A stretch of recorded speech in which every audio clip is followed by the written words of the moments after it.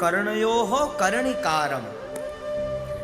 જ્યારે કર્ણયોહો એટલે અહીંયા જોવા જઈએ તો આપણે એમ થાય બંને કાનની વાત સૂચવાઈ રહી છે, પણ યાદ રાખજો હવે એક જ એ કરણનું ફૂલ છે, હવે આ બંને કાન છે, તો ઈ કરણનું ફૂલ કેવી રીતના ત્યાં બંને કાન ઉપર.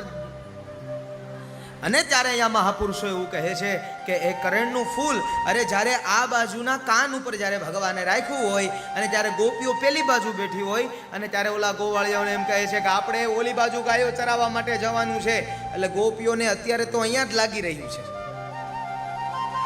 પણ અહીંયા ભગવાન એમ કહે છે કે હું તમને આમ કહું એટલે આપણે આમ નથી જવાનું, આપણે આમ જવાનું છે. ગોપીઓ આમ જાય એટલે આપણે આમ જવાનું છે.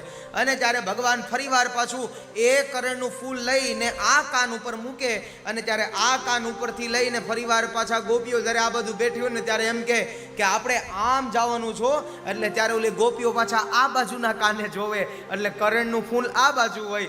એટલા માટે અહીંયા શબ્દનો પ્રયોગ કરવામાં આવ્યો છે કર્ણયોહો કર્ણિકારમ.